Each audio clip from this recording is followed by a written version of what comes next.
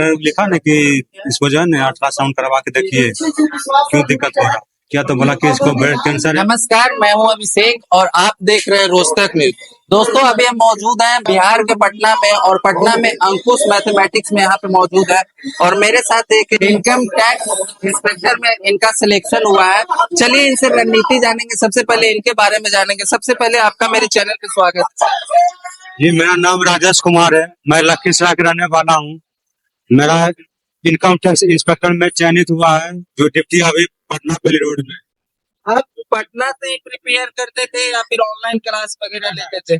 पटना में रहकर प्रिपेयर करते थे ऑफलाइन क्लास लेकर। आप पटना कब आए थे प्रिपेयर के लिए? 2020 2020 में प्रिपरेशन के लिए कोरोना थे, हाँ, उसी समय आए थे। 10th कब किए थे आप? 2016 में 10th में आपका कितना परसेंट मार्क था? 10th में तो 281 लगभग, सेकंड डिवीजन। और इंटर में 333। अच्छा, मतलब फर्स्ट डिवीजन। क्या कुछ रणनीति रहा आपका? 2020 में आया तो बहुत लोग पटना आके डाइवर्ट हो जाते हैं, इधर उधर के चक्कर में पड़ जाते हैं। क्या कुछ रणनीति आपका शुरू से पटना में रहा? तो कितना सिंसियर थे आप पढ़ाई के लिए? देखिए, हमसे वैसे तो सेंसर गार्जियन होता है, कोई भी बच्चा पढ़ते हैं। ठीक है। जब हम यहाँ पटना आए थे तो जो हमारे गार्जियन है वो मतलब हमेशा पूछे थे कि पढ़ाई कर रहा है कि नहीं। ठीक है। जितना हम सेंसियर थे उससे ज्यादा हमारा गार्जियन सेंसियर था। आपका हम पढ़ाई का बैकग्राउंड क्या है? गार्जियन का बैकग्राउंड? हमारे पिताजी मजदूर हैं, राजमिस्त्री काम करते हैं। अच्छा, लेकिन मजदूर होने के बाद भी आपको पढ़ाने के लिए हाँ, उनका शौक था कि हमारा लड़का जो है सरकारी नौकरी करेगा, तो वो जैसे वो मेहनत करे हमको यहाँ पर पढ़ाए, पढ़े भी। इंग्लिश का प्रिपेयर आप कहाँ से किए थे? क्योंकि एसएससी सीजीएल निकालने के लिए इंग्लिश बहुत ज्यादा मैटर करता है और बिहार बोर्ड से, जैसा कि आपने बताया, बिहार बोर्ड से सिर्फ हम मैट्रिक का एग्जाम भी बिहार बोर्ड से दिए, बाकी हम मैट्रिक से पहले प्राइवेट संस्था से पढ़ते। अच्छा, तो मेरा मैथ और इंग्लिश मजबूत था शुरू से। अच्छा, इंग्लिश की तैयारी आप कहाँ से किए थे? SSC CGL MK Mishra. MK Mishra online? Offline MK Mishra. अच्छा, तो मतलब इंग्लिश आपका इंग्लिश में कितना मार्क था? लगभग 24। 48 नंबर। डबल नंबर का होता है सीधे। हाँ, तो मतलब 2020 में आए और किस बैच का? 2020 बैच का? 2021 बैच का था। मतलब एक साल में आप सीजीएल क्रैक किए ना? 2020 21 बैच का था सीजीएल होता है। हाँ, तो 28 लगा। फाइनल सिलेक्शन कब हुआ आपका? मेरिट कब इसका आया था? लगभग 22 के नवंबर, 22 के नवंबर फाइनल एग्जाम हुआ आपका। लगभग एग्जाम तो 21 में हो गया। 21 में एग्जाम हो गया। तो आप यहाँ कंपटीशन की तैयारी करने के लिए 20 में आए? 20 में आए। 20 में एक साल में आप सीजीएल क्रैक किए। फर्स्ट अटेम्प्ट था कि सेकंड अटेम्प्ट था? सीजीएल में फर्स्ट था, बाकी हम जीडी दिए, रेलवे का ग्रुप डी, एनटीपीसी दिए, सब में देते हुए सीजीएल फर्स्ट। मतलब फर्स्ट अटेम्प्ट में कौन सा कैटेगरी है? थोड़ा सा कैटेगरी बताइएगा। क्या कैटेगरी बता सकते हैं? पूरा नहीं बताइएगा। ओबीसी में है।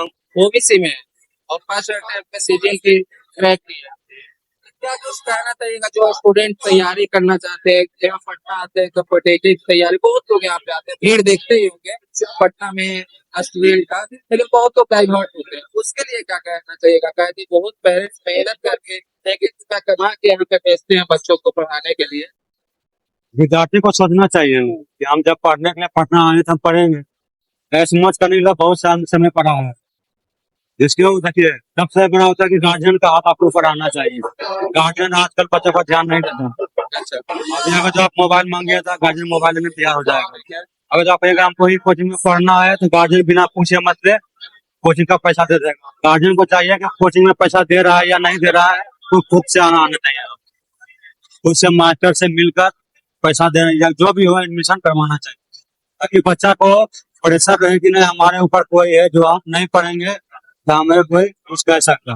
लेकिन आजकल गार्जियन ये सब नहीं करता है। पढ़ने आप आए होंगे, में बहुत सारी परेशानियां झेलना पड़ी होगी, थोड़ा सा बताइएगा उन परेशानियों को क्या क्या झेले? परेशानियां तो बहुत हुआ, क्या मिल जाएगा ट्रिपल स्टार और परेशानी। जब हम 2020 में यहाँ पर आए थे लगभग 3 महीना बाद हमारे माँ को ब्रेस्ट कैंसर हो गया, तो पैसा नहीं था हमारे पास।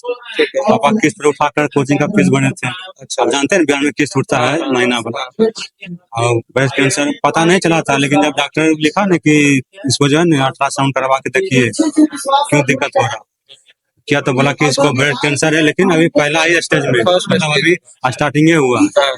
उसमें जब ऑपरेशन लिखे, जानते जब पैसा नहीं आपके पास हो तो 1000 रुपया भी मांग लेता बहुत। इसमें ज्यादा नहीं मांगा था, 12,500 रुपया मांगा था, लेकिन 12,500 रुपया भी हमारे लिए 12.5 लाख के बराबर था।